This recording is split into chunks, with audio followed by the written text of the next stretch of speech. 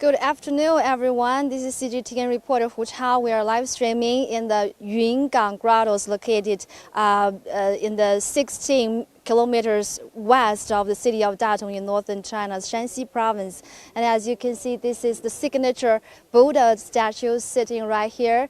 And many visitors are coming to this place to take a look of this beautiful scenery. And actually, the Yungang Grottoes, the site of it is one of China's most renowned and oldest grottos, along with the Longmen Grottoes in Henan province and also the Mogao Grottoes and also Maijishan Grottoes in Gansu province. Well, the Yungang Grottoes stretches as long as 1 kilometer from east to west.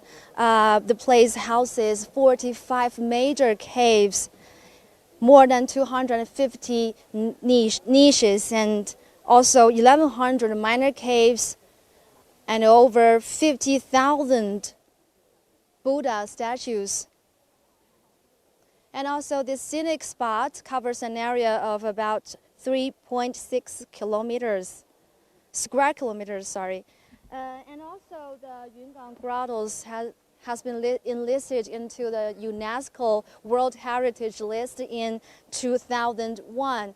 And the UNESCO once said the site of the Yungang Grottoes is a masterpiece of early Chinese Buddhist cave art, represent the successful fusion of Buddhist religious symbolic art form from South and Central Asia with Chinese cultural traditions.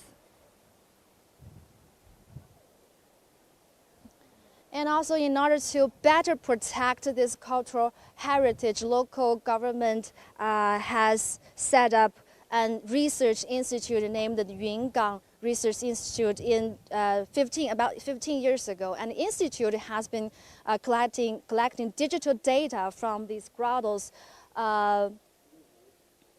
And also, this institute is responsible for the protection work, including monitoring, daily maintenance, research, and management. The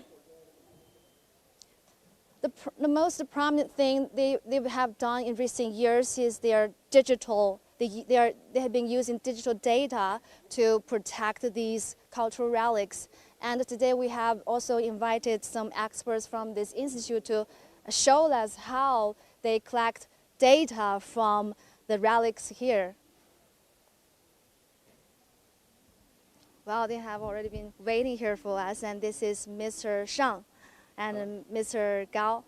So please give us a brief introduction of what is your work and what kind of equipment you are using to collect data here. 就首先介绍一下，咱们这是一个什么样的仪器？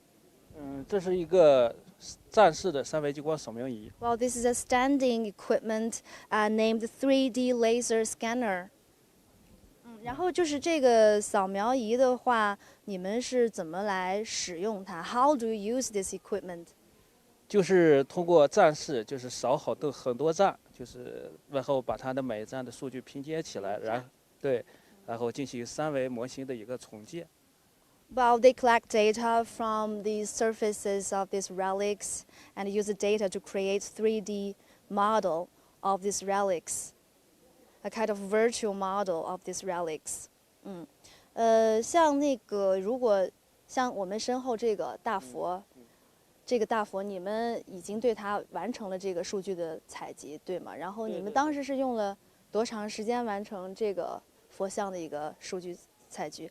Like this cave, this giant cave of the Buddha statue, they have already finished the data collecting on it. So how long did it take you to finish the data collecting? 这个20窟大佛我们大概采集了3个月，连采集带数据处理。It took them 3 months to finish the data collecting of this statue just behind us. 那我们现在大概整个云冈石窟，我们知道有45个主洞啊，有很多的这个洞坎。那我们完成了大概多少的这个石窟的数据采集？ how many caves we have already finished data collecting? 我们现在对石窟采集已经超过了所有洞窟的1/3。Well, they have already finished over 1/3 of all the caves here. 所以你们将来有什么样的计划呢？什么时候可以完成对所有这个洞窟数据的采集 ？When will you finish the job in all the caves here? 我们规划在5年之内完成所有洞窟的一个采集。Well, they plan to finish the job in 5 years. And I also know that the data pressing may be more time consuming, right? 就是其实处理数据用的时间更长，是吗？时间就是采集跟处理是相对，就是一半一半的时间。就是说，处理这个数据也是很费时间的。Okay, yeah. Often the data processing will take the similar amount of time as they use to collect data. How do you use the digital file or this data to help better protect the cultural relics? 那你们是怎么用这些数据来进行一个更好的保护呢？我们这些数据主要用在4个方面。第一个方面就是做那个数字档案。Well, first they use the data to create digital files of the cultural relics. 第二条就是第二个方面就是做那个风化监测。They also use the cutting-edge technology and equipment to monitor the levels of weathering occurring on these cultural relics. 第3个方面就是做那个考古绘图用。And they also use the data to do some archaeological mapping work. Is there anything else about the restoration? 还有其他的吗？比如说在修复方面还有一些别的吗？这就是第4个方面，主要做虚拟修复，在电脑里。Well, they can also use the data to do some virtual restoration before they carry out the actual restoration work. Okay, could you please show us how you use this equipment? 就是下面能给我们展示一下你们怎么来进行工作吗？用这个仪器。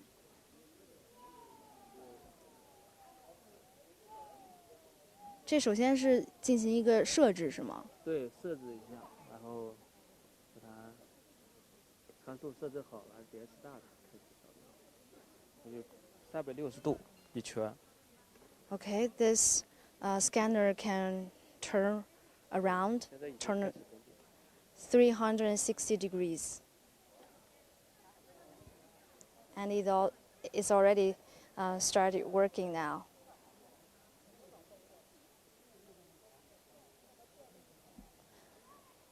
它这个工作的机制是什么呢 ？What's the working mechanism of this scanner？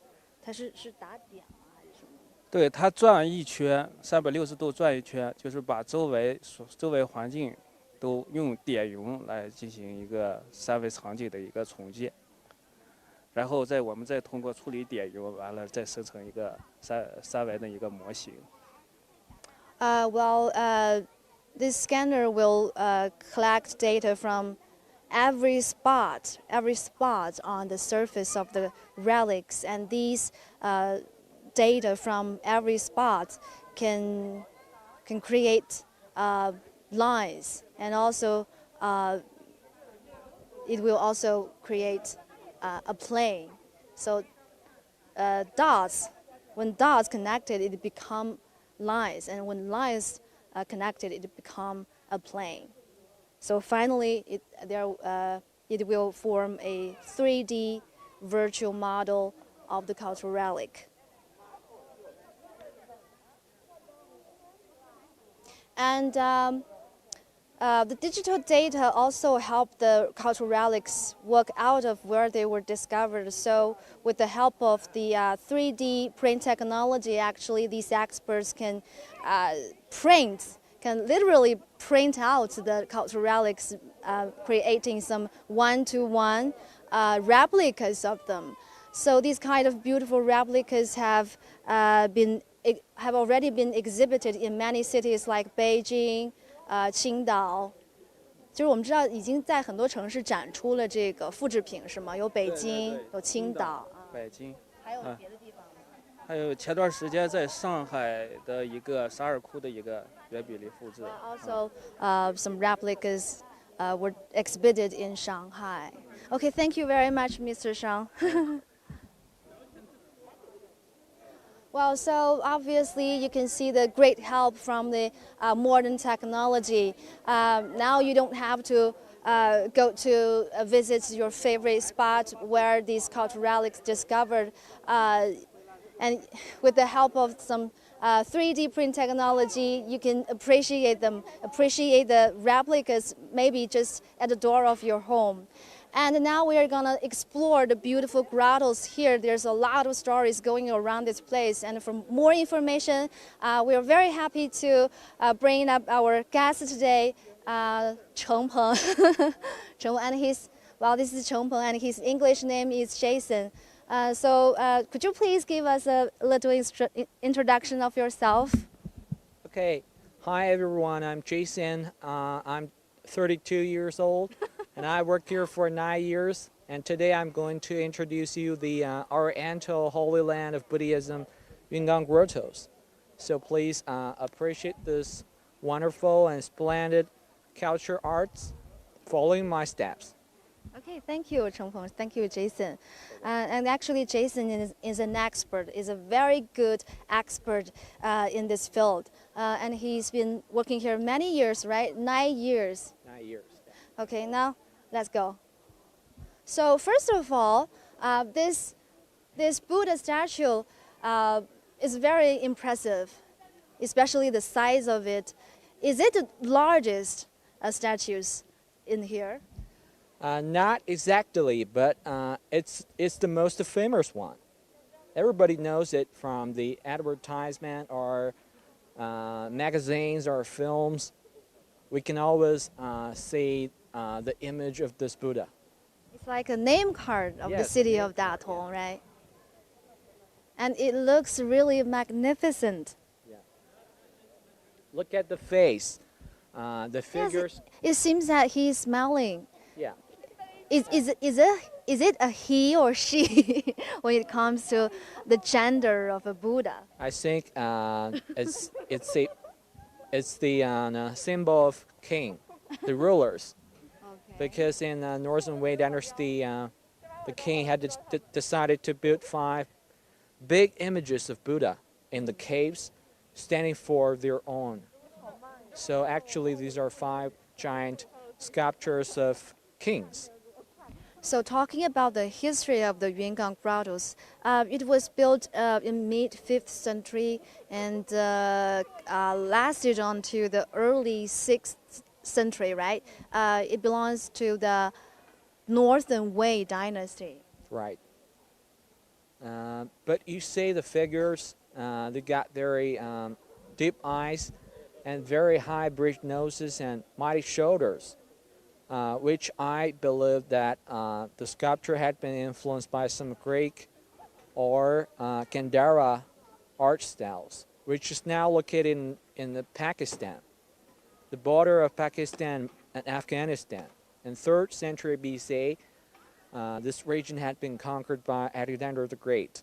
So the culture here had been influenced by some Mediterranean Sea carving styles. Okay, so Yungang Grottoes also kind of intersection of where the Western culture meets the Eastern culture, right? Yes. And we can also see there are many small holes on the body of the statue. What are these holes? Why they are there? Okay, around 300 years ago in Qing Dynasty, the local government wanted to do some protection to the sculptures. So they ordered the craftsmen to put some plaster layer like clay on the surface and then paint on them. But the craftsmen had found it that the surface is very smooth. So the plaster layer cannot stay on the surface. So they have drilled many holes and insert some wooden packs. The packs would help the plaster layer or the clay to stay on. But after a long time, the packs were rotten. Then the clay had been washed away, then fell off. So now you see many holes. That's the reason. So, it was under whose instructions that these grottos were built, and what's the purpose of the building of such magnificent grottos? So the orders were from the kings of Northern Wei dynasty, the Wencheng Empire. So Because it was under the imperial instructions. It was an order from the emperor. Emperor, yes. Because these kings were from the grassland. So there are some kind of nomadic rulers. When they control the central plan, they need the help from the Buddhism. So they ordered the craftsmen to combine the God power and emperor power together.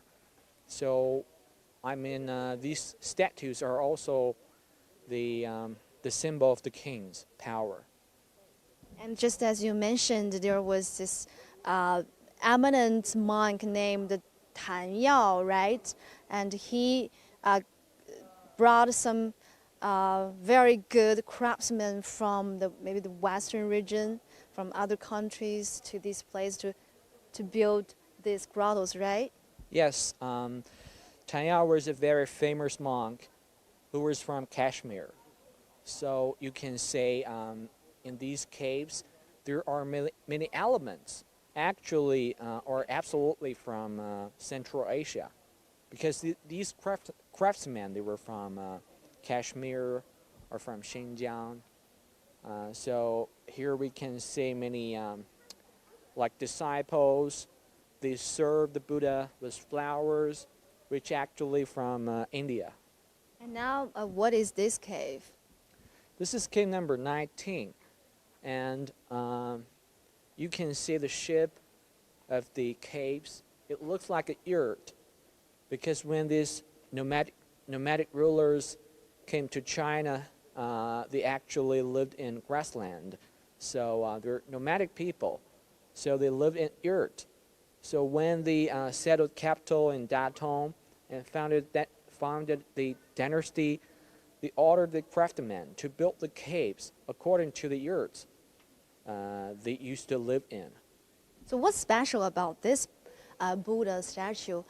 All I see is that the big size of it. Yeah, but here you can also see a small pillar. A small pillar. Yes, because Under the arm, right? Under the arm. The right arm. Elbow, yeah, because the hand, yeah, may. 对对对，是 because the arms may weigh 10 or 100 pounds. That's very big weight, so it needs to be supported. That's a symbol of the wisdom of the craftsman. But itself is also a sculpture, right? It Yeah. looks beautiful You with can some see many carvings on decorations. it. Yeah, many decorations on the pillars. And why? Why they build the grottos? They carve the grottos on these places. What's special about the geographical conditions here? The stone here was formed by the sand billions years ago in Jurassic age. So when in Jurassic age, in Datong there was a very huge lake. So what you have say here, the stone was formed by the sand or mud at the bottom of the lake. So it's very easy to carve because it's very soft, but also very easy to roll it. So you can see many cracks on this. Yeah.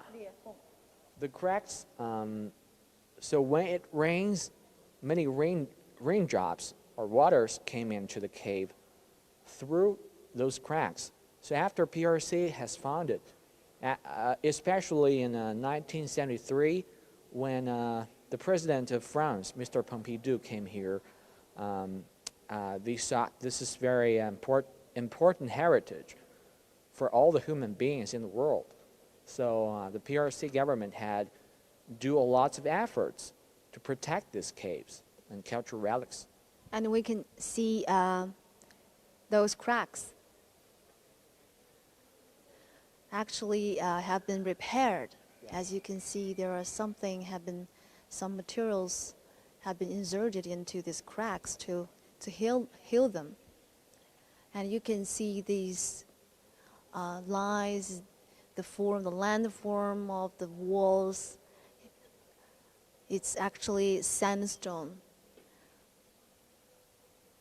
And also, and I also heard from some experts. They say actually these kind of sandstone quality also contribute to the demonstration of these of the beauty of the statue, especially the sandstone is very suitable to create the vivid expression, the facial expressions of these Buddha statues, right? Yes, you say the cassocks or robes on the Buddha. Sometimes they were made by silk, and sometimes they were made by wool or fur, and it's very hard to embody or impress the quality of silk or wool. But the sandstone is very appropriate. But also, this kind of landform brings some threats to the statues. So the major threats these statues have been facing include the weatherings, of course, and also rain erosion, and also water erosion or the water seepage. Sure. But I also heard that fortunately, these statues, the grottos, haven't suffered any vandalism or natural disasters in history. Well, actually, in Northern Wei Dynasty, a very strong earthquake had happened in here. So some of the caves, the front cliff had been collapsed due to the earthquake. Okay, but the statues stay in good conditions, yeah, right? Yeah. So what is this cave? This is cave number 18, and beside the big Buddha, you can see many disciples around him.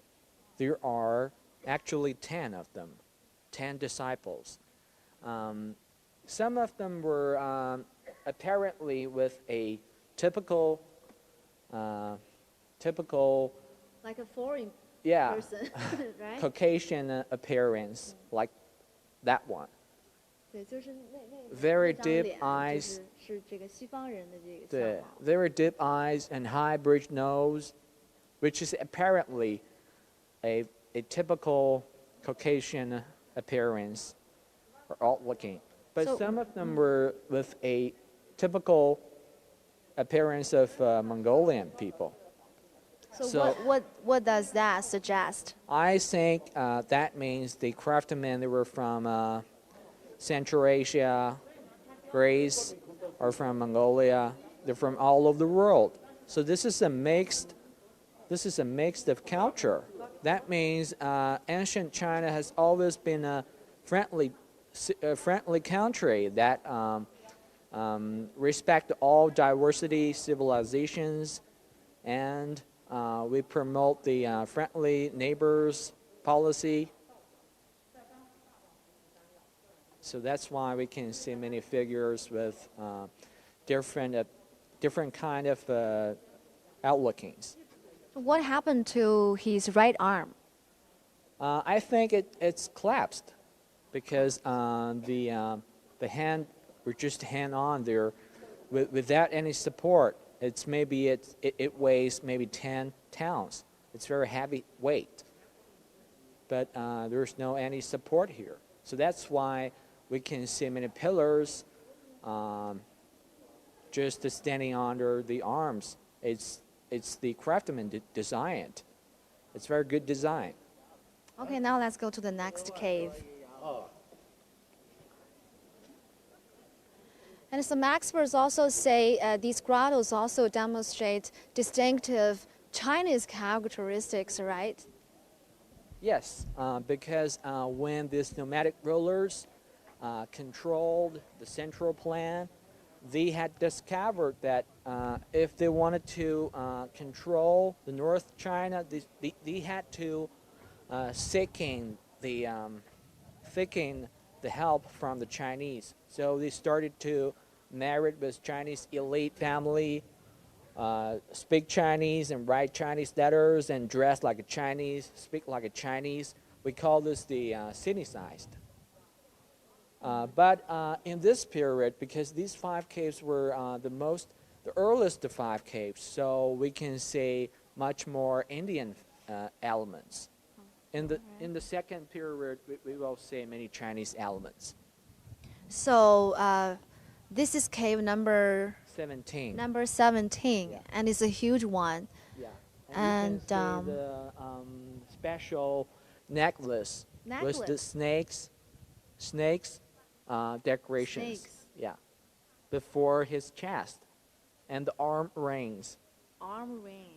That's absolutely not the Chinese way to wearing the decorations. So these decorations are from India. India. Yeah. And also the poster. yes, the way he sits He here. crossed his legs. That's because the rulers in Central Asia, when they sit in their throne, they will cross their legs like this. So this is from Central Asia. And this is a sculpture of Maitreya. Maitreya, it's like the Messiah in Christianity. Like he will save the world, save the people in the earth, like a savior. Okay, let's go on. And China's famous architect Liang Sicheng, Mr. Liang Sicheng, we know he visited many places in Shanxi province, like the Sakimuni Pagoda in the Yinxian County in Shanxi province, Yeah. and he visited there in 1933. And in the same year, he also came to the Datong Yungang Grottoes here. And he was amazed by the beauty of these grottos, especially their exotic taste, these foreign styles, right? So this is cave number 16. Number 16. And in 1973, the Prime Minister of China, Mr. Zhou Enlai, and the President of France, Mr. Pompidou, had came here. And when they saw this Buddha, Mr. Zhou, just kidding with Mr. Pompidou, he said, "You French people looks very handsome with suit and tie. But actually, the tie is from China, you see. It's a very typical tie." Yeah. So some tourists from United States, they were kidding with me. They said, "Oh, I think this is a Wall Street Buddha." he was a businessman, business Buddha. It's So a tie. you've talked to and you received many foreign guests, many of them high profile people, like the leaders of many countries, and also many prestigious experts. So from other countries. So what are the general impressions of them when they come to the grottos here? The grottoes are amazing because you can see many elements from Persia, from Iran, from Central Asia or North India, even from Mediterranean Sea. And that's very incredible. That means 1600 years ago, the Western culture and Eastern culture had been contact with each other together. I think also that means it's very helpful to nowadays. We should respect the diversity, barriers of different civilizations, and we will have a harmony world in the future. Okay, now let's move on to the next cave.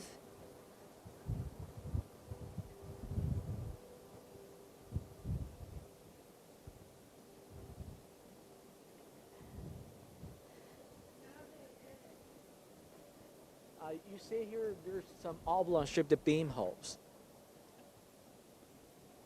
Okay. for the beam. There used to be some beams, There right? used to be some giant wooden structures, or maybe you call those canopies, standing before the cliffs to protect the yeah, statue. Yeah. But they're gone. Why they're gone? As Datong was the barrier of North China, when the nomadic people invaded China, maybe the canopies or the beautiful giant sculptures, architectures will be burned. So most of them had been burned to ashes. But the beam holes still remains. That remind us there used to be a very beautiful and giant architectures before the grottoes.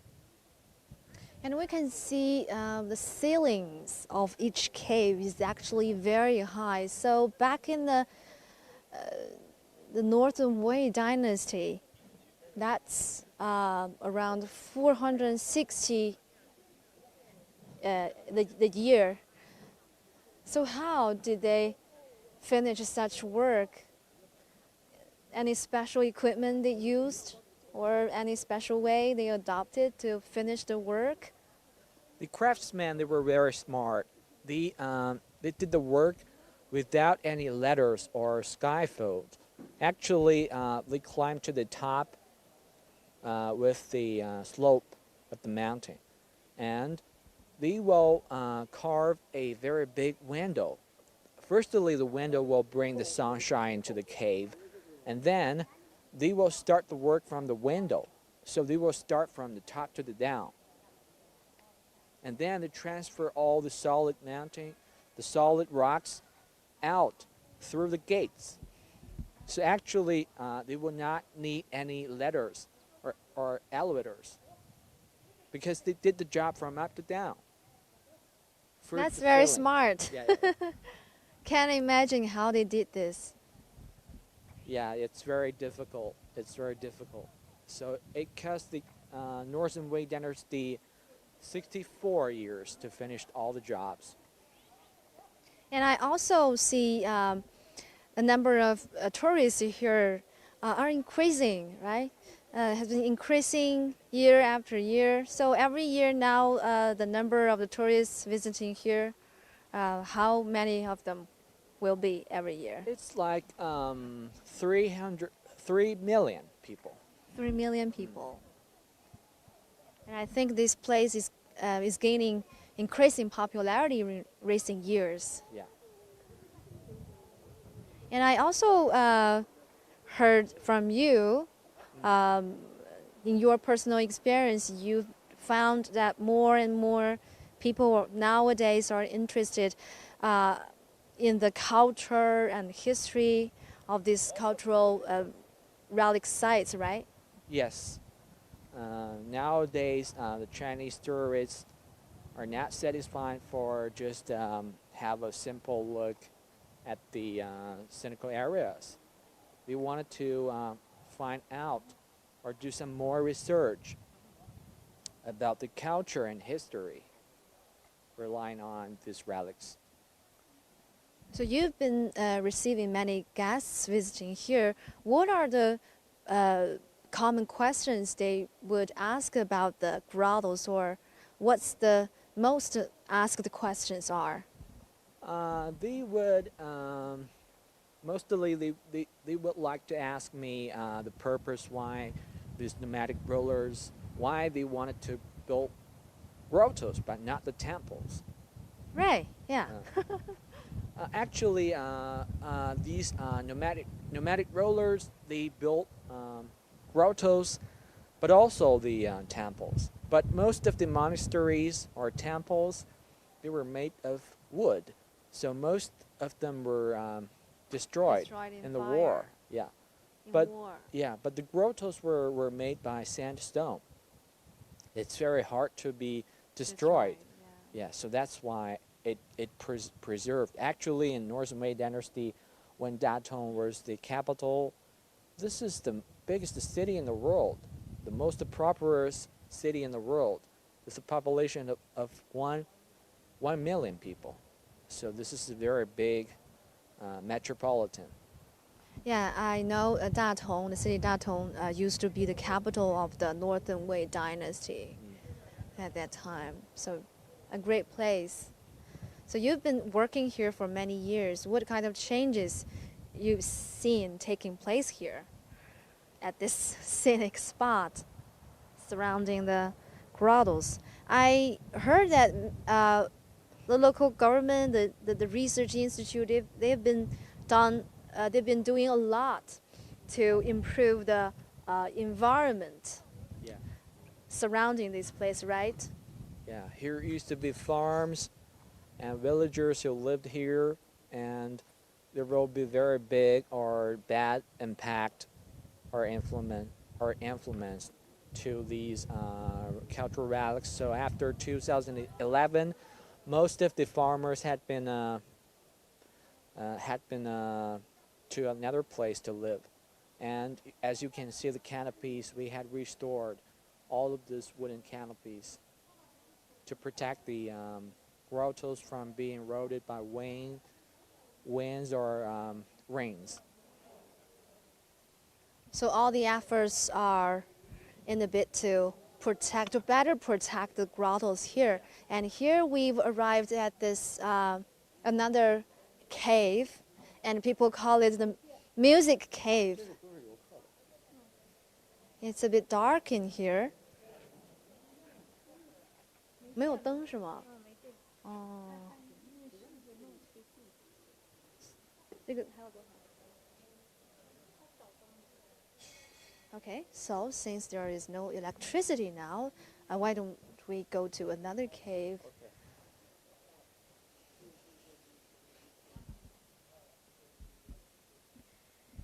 And it's nearly the end of April, but the climate can be quite chilly these days, even a bit cold.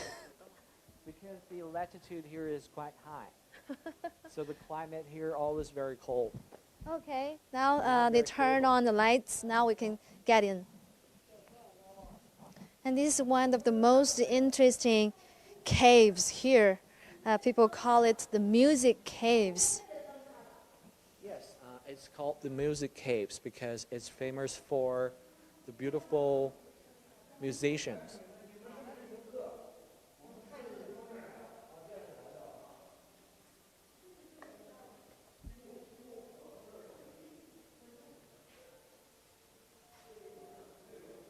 As you can see, there are many different musicians bearing all kinds of musical instruments. Like some were Chinese flutes, which are very typical Chinese musical instruments, and some are like harps or guitars, which is absolutely from the Western world. So this is also a symbol of cultural mixed.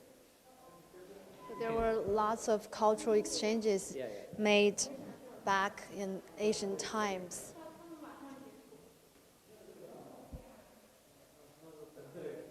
So what about these? These are very exquisite sculptures. Yeah. And Wow, here wonderful. we can see some towers here. It was said when Shakyamuni was dead, he ordered his disciples to collect his bones and relics and built a stupa for him. In India, the stupa looks like an egg. That means the womb of female, which had contained the wisdom, the seed of wisdom.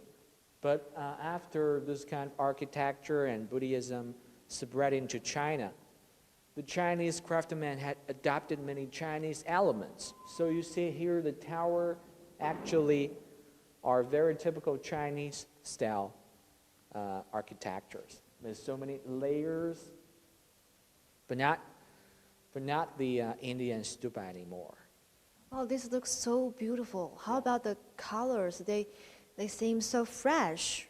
Yeah, the color was made by many valuable stones, like Mineral materials, like mineral sulfate, colors, yeah, so they can stay long last, yeah, right? they never oxidized or faded, because they were mineral materials.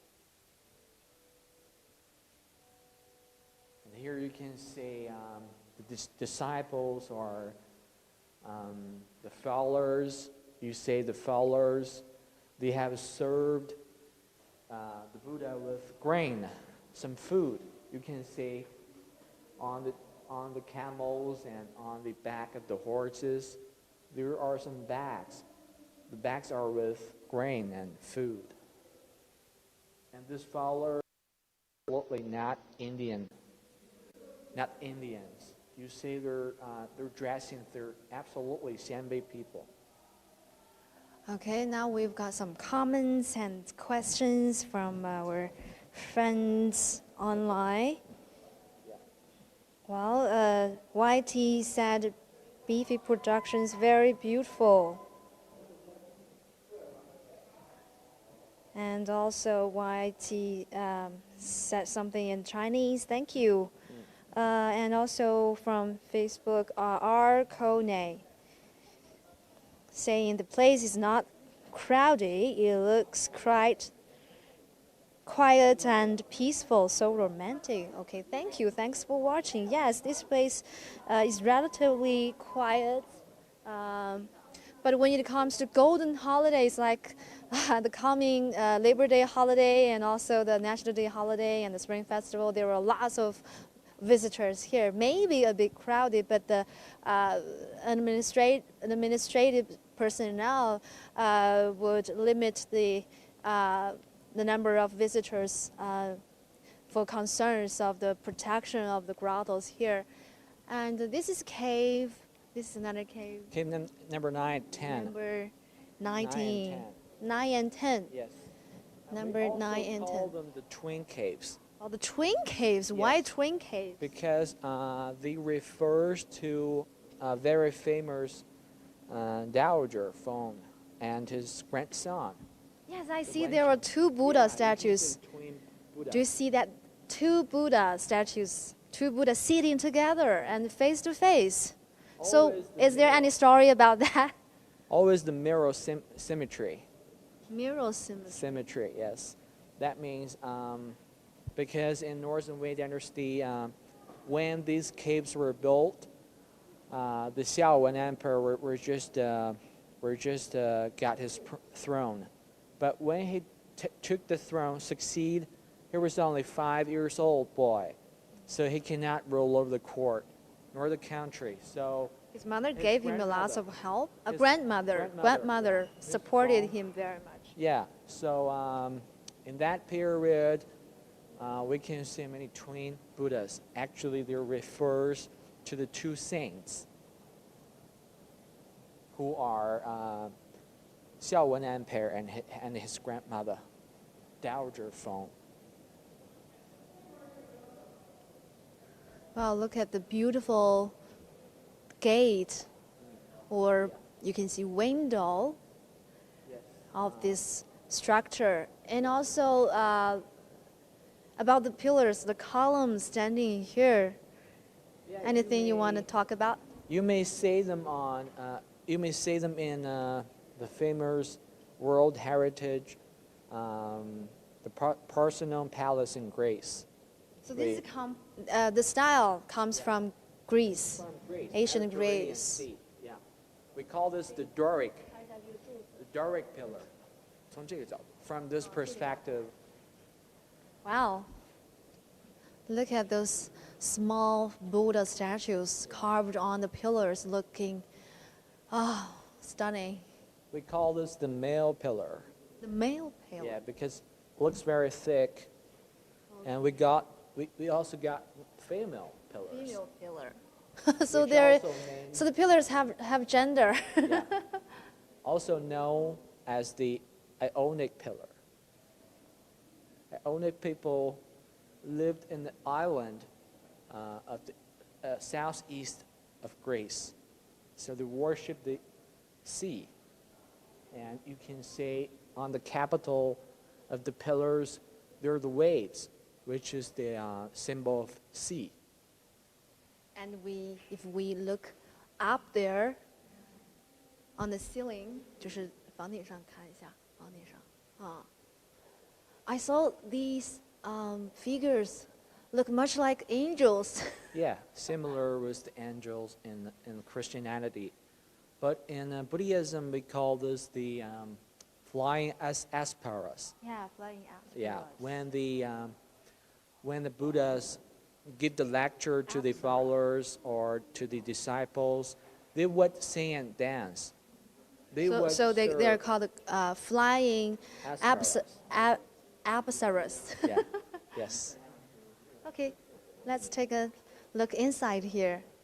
So this is another huge Buddha statue. Wow, golden face. Is that golden face? 它那个脸是 It's made by gold. made by gold. So among all the Buddha statues here, which one is your favorite? I think I like this Gandhara very much. You can see the Gandhara here, which is a magical bird in India culture. India culture. Yeah, when we go to Southeast Asia, we can see them on the palace or on the currency, on the cash, or sometimes it's the icon of the airplane company, because this is the symbol of brave and warrior. And look at the eyes of that statue. Yes. 那双眼睛. Uh, And it seems very sparkly. looking right at me Because they were and made, smiling and yes, seems to want to talk to me. yeah, very vividly. And the eyeballs were made by crystal glass. Oh, crystal glass. Yeah. The eyes. Yeah. They're light. You can see the light on the Yeah. eyeballs. Yeah. So the eyes didn't have any repair. It's just the original material, original look. Yes, the original one. After more than 1,500 years. Unbelievable.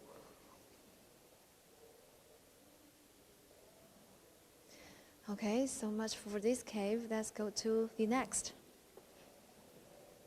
And our friend from YouTube, thank you very much thank you for your very informative commentary. Very awesome to see this site. Thank you. Thank you. Stay tuned. More to come. So, how much is the ticket to the Yungang Grottoes? You mean the time? Ticket. How many? Yeah. What's the price? What's the price of the ticket? 1/3 of the income of the whole country for 1 year. 1/3 of the 1/3 of the cash preserved in the national. You mean the investment Yeah. on the protection work? Sure. So, what's the price of the ticket for tourists? For each Tourists, person? 120 yuan. 120 yuan. And this place is about some 350 kilometers from Beijing. So if our friends, people in Beijing, they want to come here, Yeah. they can take the bullet train. It's very 就是可以坐高铁， convenient. Yeah, yeah, bullet sure, train. sure.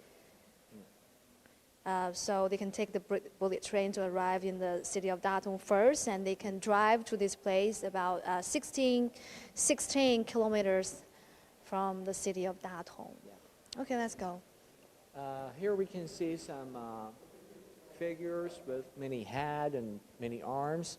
Actually, they were from Indian, the Hinduism. You can see they're holding some moons and sound, and also the crossbows.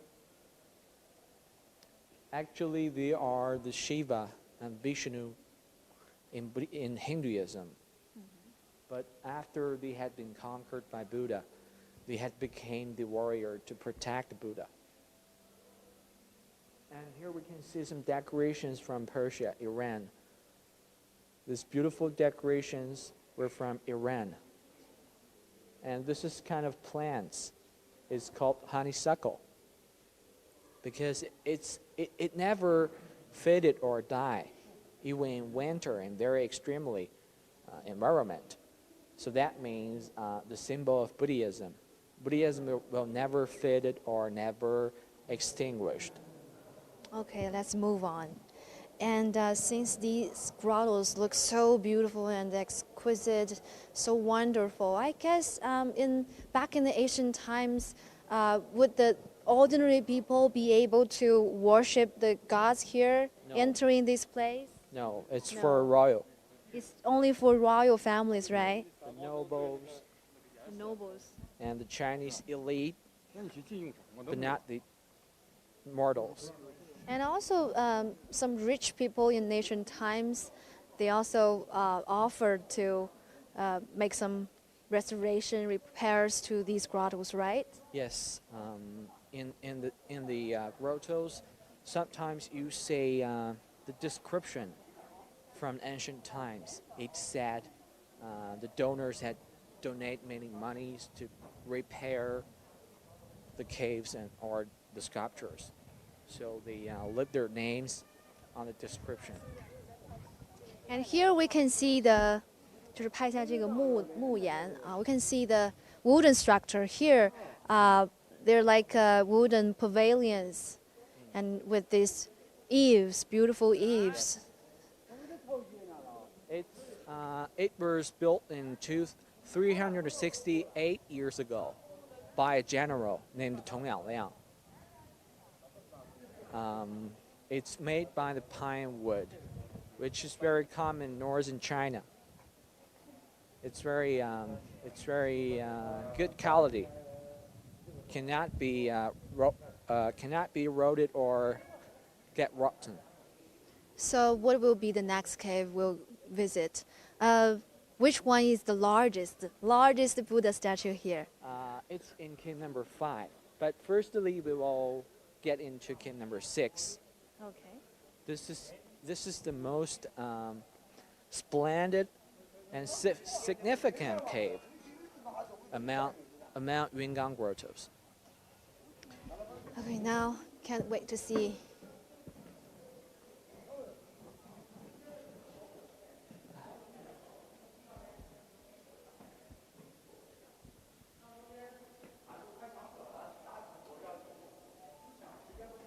Wow. So what's special about this cave? Cave number 6. It's so special. Yeah, very special. In the center of the chamber, you see a Chinese-style tower.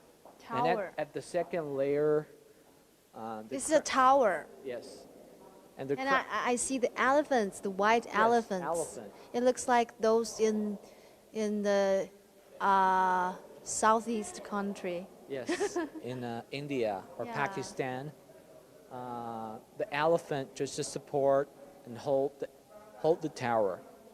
So at the second layer of the tower, you may say a story or legend of Shakyamuni. It tells us how Shakyamuni was born and how he became a Buddha. So it's a legend of him. So these carvings actually tell some religious stories. That two figures depicting the parents of him, the parents, the king and the queen of Nepal. They are the parents. These two figures. The parents of Shakyamuni. And I think this structure is quite special. It has different layers, like different stories, something like different stories.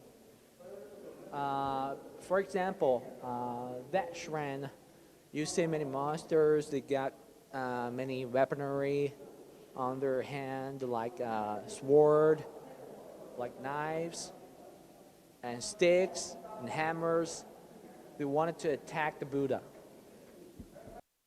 Why they would attack the Buddha? Because when Buddha became, when Shakyamuni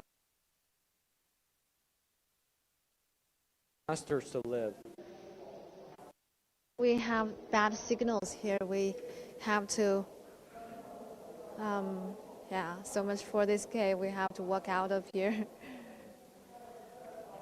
So if you have time and if you have the chance, just come to the Yungang to appreciate these nice things by yourself. It's a lifetime experience. Okay, now we can go to the Cave number 5. cave number 5. That's where the largest statue is. Yes.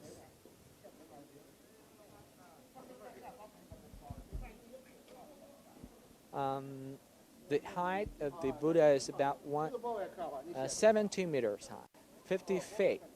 I think the dragon head is also very nice, Because very cute. in ancient China, 就看一下那个龙头还挺好看的。 Chinese believes that the biggest enemy of the wooden architectures is fire. And Chinese believe that the dragons will bring the rain to the earth. So apparently you can see the dragons on the capital of the pillar. Okay, now let's go to the cave number 5. Hope the signal will be good here.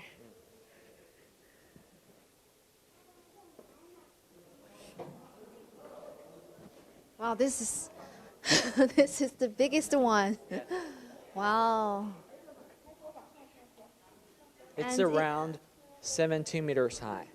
17 meters. The nose is about 1.7 meters long, like a personnel. And the ears are 3.4 meters long. The fingers is about 2.3 meters long. It's a very giant sculpture, actually the biggest one.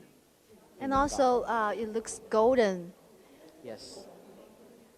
It has been painted in Tang Dynasty around 1,000 years ago.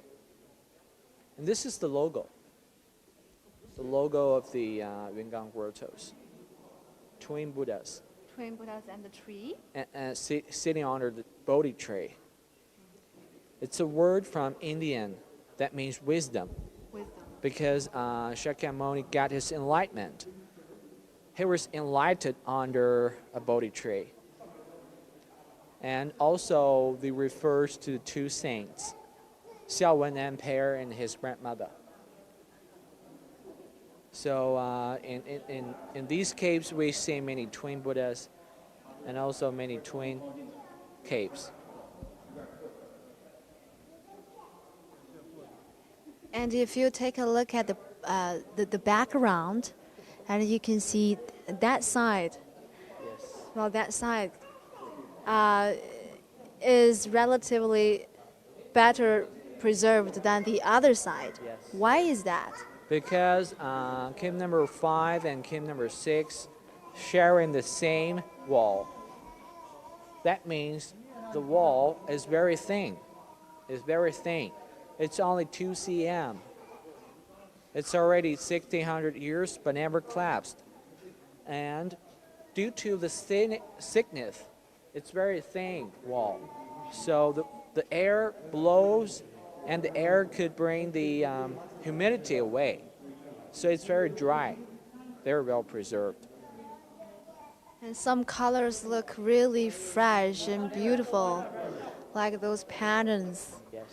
with the vivid color.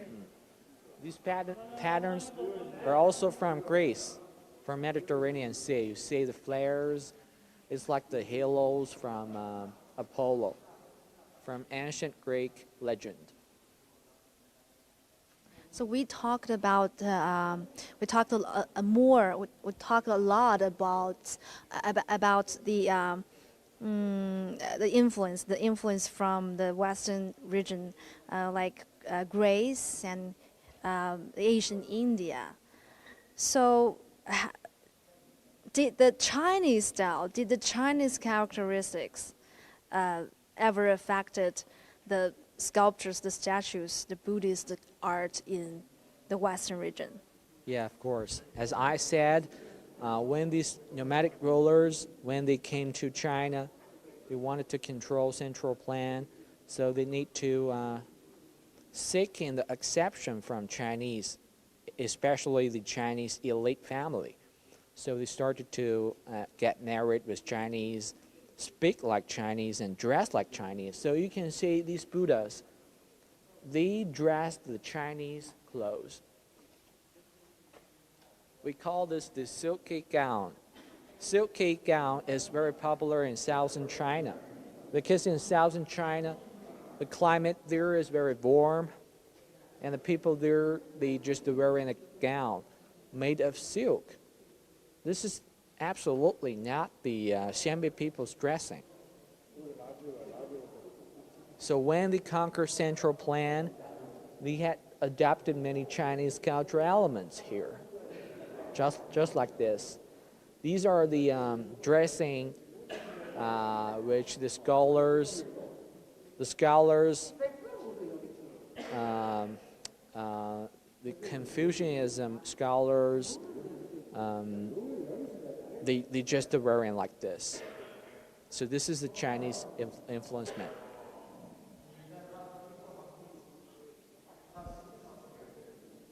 But we can also see the warriors from Greece. You see on their head, their wings on their head. This is actually the Mercury, the messenger of the god. Because we can see the wings on his head, and he got a very high speed. You mean the blue one, the Yeah. blue one? Yes. So he delivered the message for God. And this is absolutely from the antique Greek legend.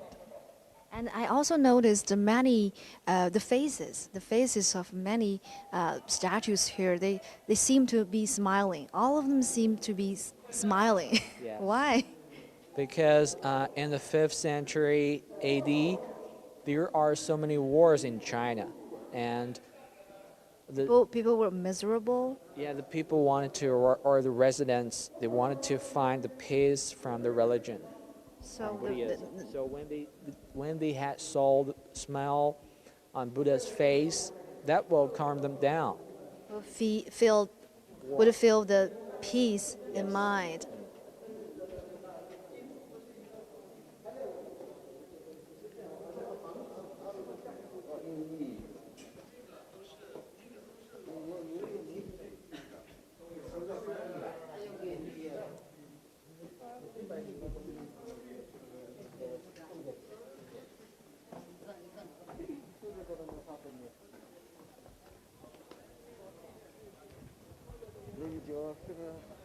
Well, guess I have to wrap up today's show. So, thank you very much, Jason. You're welcome.